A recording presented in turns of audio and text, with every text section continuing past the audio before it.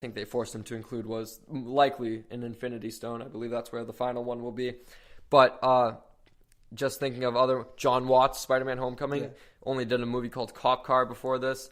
And they're good. They're all Marvel movies aren't bad. They're just disappointing. But you see what I'm saying with yes, there's the idea that they don't studio interfere, but that's also because when you get new directors, there's going to be a lack of there's going to be of course I'll do that for you, no problem. And while maybe that's the whole thing, I don't think that's necessarily a problem because they make good movies, but that is where people will complain that they're too similar. Yeah, but do you for example, Winter Soldier and even though they're completely different movies, Winter Soldier and Homecoming, those are they feel like different movies. Of course, but that's kind of my point, I guess. Yeah, I agree with that in that sense. I can tell when a Russo brother directs a Marvel movie. That's true because they put their own vision into it. Wow, we just went on a little state of the superhero address, I guess. I don't know, but no, I like those kind of talks because they're necessary in today's movie verse and all the complaints people have. And just Flashpoint, back to that, to wrap it up. I don't know. We'll see if they actually sign a contract that says we promise we will not drop out like every other director. We promise we will write the script on time, or we'll write whatever script you give us. Good for them, I guess. But we'll see in the coming weeks how Flashpoint develops. All right, our final news topic before we get into our movie review is there have been some Ant-Man images released. Obviously, we got to pull them up, but nothing crazy with these images. It's kind of like the Tom Hardy thing. Yeah, they're just kind of generic. Ant-Man Wasp. It just kind of shows more detail of the Wasp suit. A lot of people have been complaining about the color palette and how it's not as yellow as the comics or whatever. They never did that in the movies, though. See, we've gotten to the point, back to the whole superhero tirades, where we're so I would even say blessed to have this many characters on the big screen, just because who would have thought we would ever get a Black Panther movie? Stan Lee never never think in a million years that these characters would be on the screen. But right. And so the idea, I understand complaining about an Iron Man or a Captain America and their costume or whatever. The Wasp, just be glad that they're on screen. Yeah. Honestly, it's not even it's a bad costume. It's just it looks quite good. It's kind of darker in the color schemes. And one thing that a fan pointed out, I don't know if you can tell, but see right here, the black patches here, it forms an ant head, and this is a wasp with the two bug eyes and the thing right there. So that's a nice little touch. It's obviously Ant-Man and the Wasp. They're sharing the spotlight on this one, and they're promoting the idea of they're equal heroes rather than this being an Ant-Man movie. A lot of people don't appreciate Ant-Man, which I find surprising because I really loved Ant-Man. Ant-Man, it's not in my top 5 Marvel movies. It's not in my top 10 superhero movies, but it's a good movie. Yeah, it's really good. I like it. I think it's one of those Marvel movies where it's contained enough that I can just if I'm just doing homework, I can just pop in Ant-Man and just put it on in the background because I find it hysterical at points. I wouldn't call it hysterical throughout. I think just Michael Peña's character as Luis, I think he's amazing. I'm so glad he's returning. The first shrinking sequence is probably my favorite part of the movie. Oh yeah. When he goes down the bathtub. The shooting of this movie, just with the technology they used, it was amazing. We hadn't seen that before. I forget the actual name of it, but there was very specific shots that Peyton Reed needed to accomplish, stuff that 5-second sequences that would take him hours to do just because he wanted the authentic technology used. And so that's why I'm very excited to see good stuff. Ant-Man back on the big screen. And from what we've seen from Infinity War 4 set pictures, Ant-Man is seemingly going to play a huge role.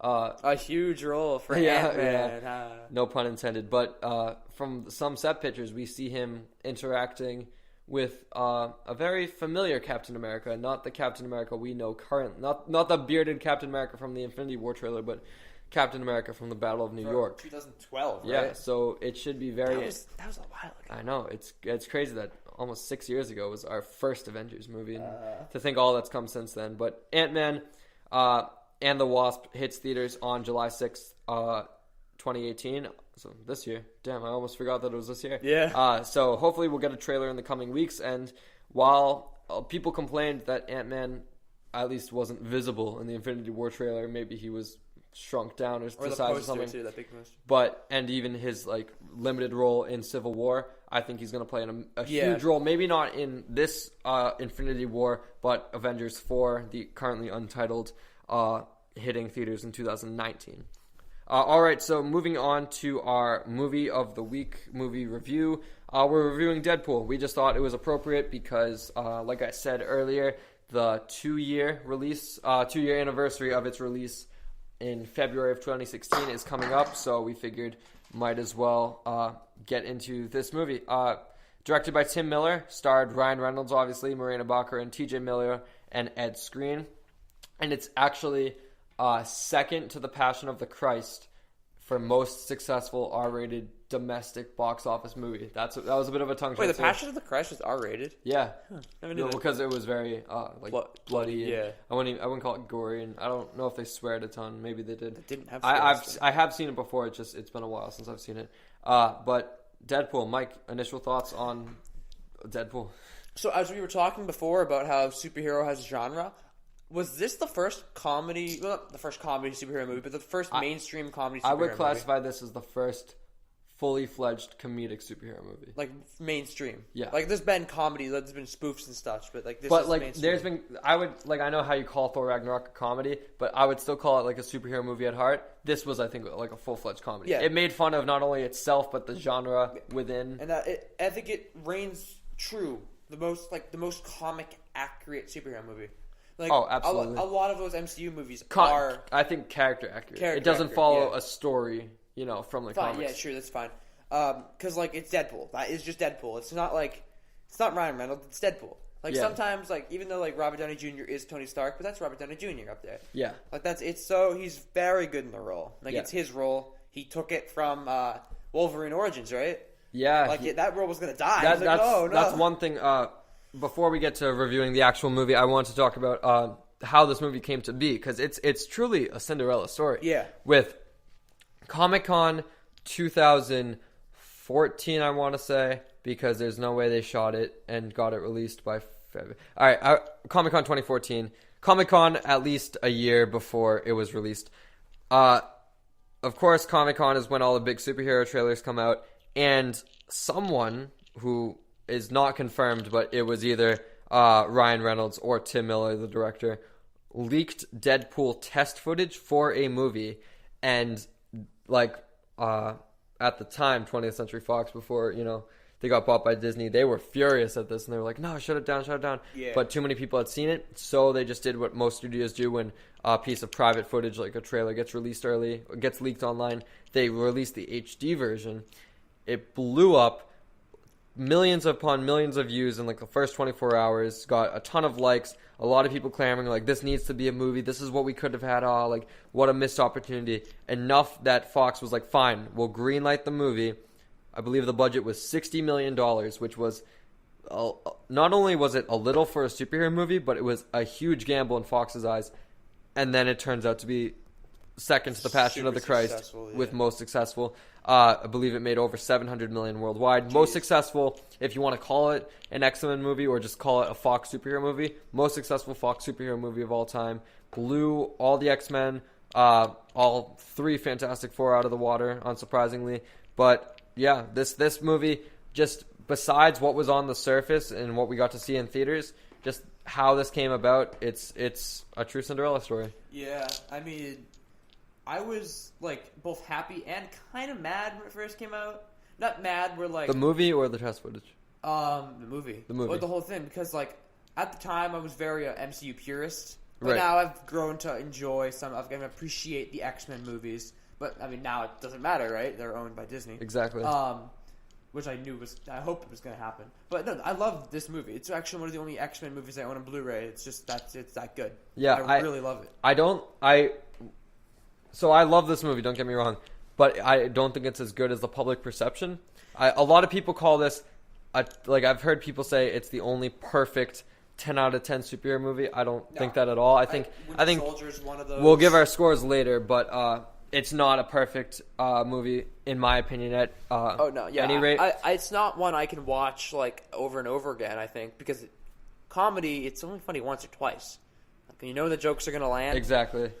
When I actually first saw this movie, I saw it at like a midnight showing, so I was really tired, so a lot of the jokes didn't land. It was more of those like, I acknowledge that was funny rather than I'm laughing out loud. But yeah, I think a lot of what they did was true to the character. I really liked the involvement of Colossus because, you think literally just a metalhead, like throwaway X-Men, and they gave him a bit of a personality despite him being all CGI. I thought that was very interesting.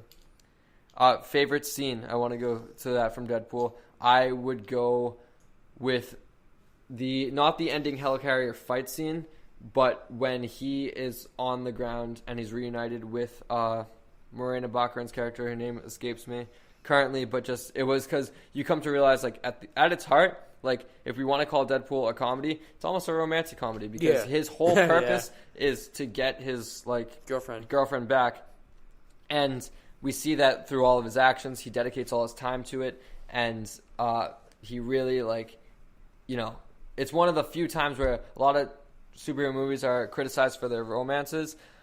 A few times it works. We'll see Pepper Potts. Pepper Potts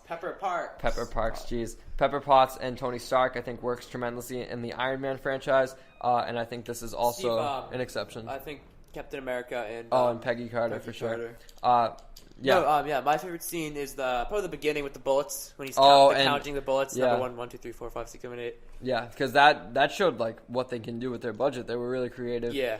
I really like that. Do you have a favorite line as well? Because I know mine for sure. Jeez. Do you want me to say mine first? Yeah, I think of one. My favorite line is when Colossus is dragging him back and he says, like, we have to take you to the professor. And he goes, McAvoy or Stewart, these timelines are so confusing. Yeah, I love that one. because that was one of those genuinely laugh out loud moments because I'm like, that's so true because, Fox really doesn't know what they're doing with timelines. When he was calling Ajax, like the dish detergent? Oh, my God, yeah. And the whole Francis thing. Yeah. Another favorite line. This actually my trumpet. I just remembered it now. When he opens the door and Negasonic Teenage Warhead answers, and he goes, "Oh man, it's a big house. It's almost as if it's a big house. Only 2 of you. It's almost as if the studio couldn't afford another X-Men." And I found that so funny because it's true. That's why they couldn't put more characters in. All right, score out of 10.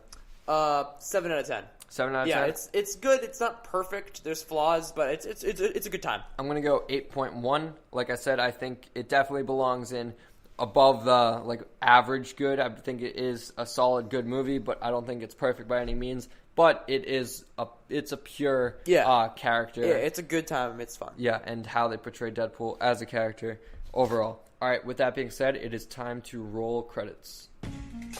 We want to thank you for joining us on this week's episode. We had a blast just talking about news, box office, and Deadpool, of course. Back on track, which I'm happy to be, back on track. Actor of the week, my personal actor is Leonardo DiCaprio, just because I'm excited to see him back on the big screen and can't wait for his role in Tarantino's new movie. Yeah, I'll go for Ryan Reynolds. He did kind of pioneer the way for Deadpool to become a movie, and I'm really excited for Deadpool 2. Can't wait to see what he's going to do with the character. Awesome. For what to see this weekend, I say go out and see The Greatest Showman because I don't know if I'll get to see it this weekend, but it is definitely on my list. Me and Mike are looking to get movie passes that we can go to the movies more often, review more current stuff. So that way we can, not have to dig through a backlog. Exactly. Yeah, and I see Shape of Water. I really want to see that. Guillermo del Toro. Yeah, it's definitely Oscar bait, and a lot of people are saying, it could actually win best motion picture. Jeez, yeah. All right, so with that being said, you can find us on Twitter at Real Talk Pod. That is REEL, as is spelled on the podcast title. You can find me everywhere at Liam Crowley714, Instagram, Twitter, all the good stuff. Find me everywhere at Mike Gillis25. Perfect. With that being said, we thank you guys for joining us on this week's episode. It's been real. Thank you guys so much, and we will see you next week.